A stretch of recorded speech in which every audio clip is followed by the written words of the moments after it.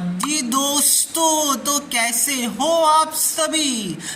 प्यारे बच्चों, finally CBSE की तरफ से आपके डेट शीट को लेकर एक बहुत ही बड़ा ऑफिशियल सर्कुलर निकल कर आ चुका है। एंड इस सर्कुलर में आपके डेट के बारे में सारा कुछ इन डिटेल बताया गया है। वीडियो काफ़ी इंपॉर्टेंट है, ऑफिशियल सर्कुलर है, मैं आपको डिटेल में बताऊंगा।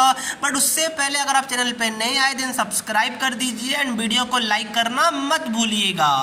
तो सीधा हम लोग स्टार्ट करते हैं हमारे ये ऑफिशियल सर्कुलर से। तो देखिए प्यारे बच्चों, इस वाले सर्कुलर में सीबीएसई ने ये बताया है कि सभी जो रेगुलर वाले बच्चे यानी कि वैसे बच्चे जो स्कूलिंग वाले बच्चे हैं, स्कूल जाते हैं, उन सभी बच्चे को रेगुलर बच्चे बोला जाता है। तो उन सभी बच्चों का जो प्रैक्टिकल्स का एग्जाम है एज वेल एज प्राइवेट वाले बच्चों का भी, बट उनका अलग प्रोसेस होगा। फिलहाल मैं रेगुलर वाले बच्चों की बात कर रहा हूँ। तो उन सभी बच्चों का जो प्रैक्टिकल का एग्जाम है वो 1 जनवरी से लेकर 15 फरवरी तक चलेगा for both the classes 10th and 12th, यानी दोनों बोर्ड क्लास की यहाँ पर बात हो रहा है। यानी कि बोर्ड वाले बच्चों का प्रैक्टिकल का डेट रिलीज हो चुका है, जो कि है आपका 1 जनवरी से लेकर 15 फरवरी तक। तो अब आपका ऑब्वियस सा क्वेश्चन कि सर क्या हमारा प्रैक्टिकल 45 डेज चलने वाला है। अरे नहीं प्यारे बच्चों, 45 नहीं 46 डेज नहीं, ऐसा नहीं है। तो सर जी क्या है प्यारे बच्चों, यहाँ पर सीन ये होता है कि आपके स्कूल वाले को हर एक सब्जेक्ट के लिए एक डे को डिसाइड करना होगा एंड उस दिन आपका एक पार्टिकुलर सब्जेक्ट का प्रैक्टिकल का एग्जाम लिया जाएगा। फॉर एग्जाम्पल, आप कोई एक स्कूल में पढ़ते हैं एंड आपके जो आपका टोटल सब्जेक्ट है वो है टोटल 6। तो आपके स्कूल वाले क्या करेंगे कि ये 6 सब्जेक्ट के लिए ये जो 46 डेज का जो आपका डेट दिया गया है, इसके बीच का कोई भी 6 दिन 6 सब्जेक्ट के लिए पकड़ेंगे एंड उस दिन उस सब्जेक्ट का आपका प्रैक्टिकल का एग्जाम ले लिया जाएगा। क्या बात क्लियर है? आई होप आपको समझ में आया होगा। अब देखिए यहाँ पर काफ़ी कुछ बोला गया है कि ये काफ़ी बार ऑब्जर्व किया गया है कि स्कूल वाले बच्चों का मार्क्स को अपलोड करने में काफ़ी ज़्यादा गलती कर देते हैं। तो वो सब गलती ना हो, इसके लिए सीबीएसई ने पहले ही कुछ कुछ बातें बताया है, बट ये बात मैं आपको नहीं बताऊंगा क्योंकि ये आपके लिए नहीं है। ध्यान रखिएगा, क्लास 10th के अंदर कोई भी एक्सटर्नल टीचर नहीं आएंगे, यानी कि जो आपके सब्जेक्ट टीचर है वही आपके गुरु, वही आपके मालिक होने वाले हैं। एंड एक्सटर्नल टीचर कुछ कुछ सब्जेक्ट में आते हैं, स्पेशली क्लास 12 में ही आते हैं, और वो भी क्लास 12 में सारे सब्जेक्ट में नहीं, अराउंड 50% सब्जेक्ट में आते हैं। लाइक इंग्लिश मैथ्स में नहीं आते हैं, physical education, physics, chemistry, biology, computer science या फिर अकाउंटेंसी, बीएसटी वगैरह पे आते हैं। ओके, क्या बात क्लियर है? Very good. ध्यान रखिएगा, सीबीएसई एक प्रैक्टिकल का आंसर शीट भी सभी स्कूल को भेजता है एंड उसके अंदर आपको कुछ प्रैक्टिकल्स लिखने पड़ते हैं, बट ये क्लास 10 के लिए नहीं होता, केवल क्लास 12 के लिए ही होता है। क्या आपको समझ में आ रहा है? Very good.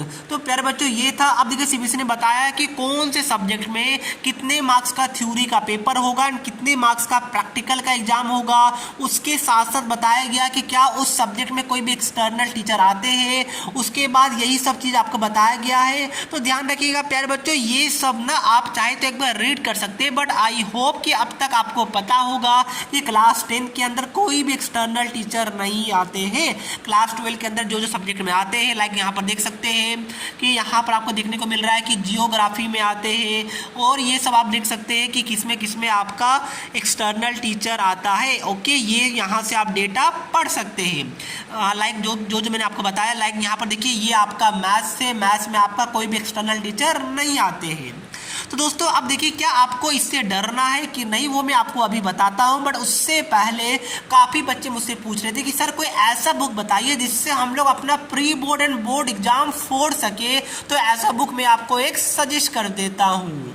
ऐसा कि देख सकते हैं, ये एडुका जोन की तरफ से आने वाला सीबीएसई का लेटेस्ट सैंपल पेपर बुक है, जहां से काफ़ी सारे क्वेश्चन आपको अपने pre board as well as board के एग्जाम में देखने को मिलेगा। तो सबसे पहले ये वाला बुक को सीबीएसई के latest sample paper and latest syllabus को देखते हुए डिजाइन किया गया है, जिसके अंदर आपको टोटल 10 सैंपल पेपर देखने को मिलेगा, जैसा कि आप देख सकते हैं, जिसमें आपको स्टार्टिंग के 5 के सॉल्यूशन इस बुक में दिया हुआ है। है एंड नेक्स्ट 5 के सॉल्यूशन आपको इनके वेबसाइट पे मिल जाएगा। तो सबसे पहले यहाँ पर देखिए सीबीएसई का सैंपल पेपर है, सो दैट सबसे पहले आप सीबीएसई के सैंपल पेपर का आइडिया लगा सके कि सीबीएसई के सैंपल पेपर में क्वेश्चन कैसे पूछा गया है।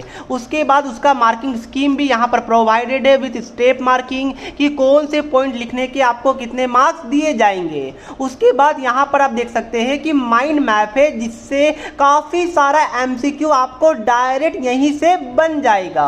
उसके बाद इतना ही नहीं, आपके लिए क्विक रिवीजन नोट्स भी प्रोवाइड किया गया है सो दैट आप लोग जल्दी से पूरे चैप्टर को रिवाइज कर सके।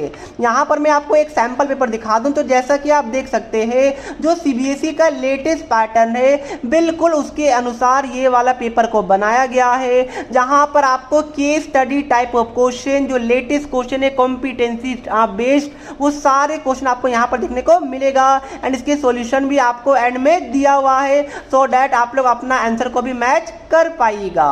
और प्यारे बच्चों अभी काफ़ी ज़्यादा डिस्काउंट चल रहा है ऑनलाइन में, तो वो आप वहाँ से परचेज कर सकते हैं, लिंक डिस्क्रिप्शन बॉक्स में है, या फिर ऑफलाइन से भी परचेज कर सकते हैं। सभी सब्जेक्ट के लिए ये फॉर क्लास 10 अवेलेबल है। आपका एक ऑब्वियस सा क्वेश्चन कि क्या सर हमें इससे डरना चाहिए, तो the answer is big no. बिल्कुल भी आपको नहीं डरना चाहिए, ये बस एक फॉर्मेलिटीज होता है। इसके ऊपर फिलहाल मैं एक डेडिकेटेड वीडियो तो लेके आऊँगा, बट ध्यान रखिएगा ये एक फॉर्मेलिटीज होता है। एक्सटर्नल आए या फिर नहीं आए, मार्क्स आपके स्कूल टीचर के हैंड में ही होता है, आपके स्कूल के हैंड में ही होता है। क्या बात क्लियर है? इसलिए बिल्कुल भी टेंशन नहीं लेना है कि सर मैं अगर वाइवा में आंसर नहीं बता पाऊँ तो क्या होगा। कुछ नहीं होगा, मार्क्स आपको मिलना ही मिलना है। बस टीचर से लड़िएगा झगड़िएगा मत, ये चीज़ को दिमाग में रखिएगा।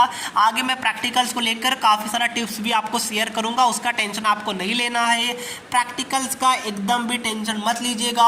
ऐसा नहीं हो कि लैब मैनुअल लिखते लिखते लैब फाइल प्रोजेक्ट वगैरह बनाने में पूरा टाइम दे रहे, नहीं, वो रद्दी में बिक जाता है, कोई भी काम का नहीं होता है। तो ये चीज़ को दिमाग में रखिएगा, ये सब में टाइम वेस्ट नहीं करना है। जितना जल्दी आप लोग ये सब काम कर सकिएगा, जितना शॉर्टकट में उतना करने का कोशिश आपको करना है।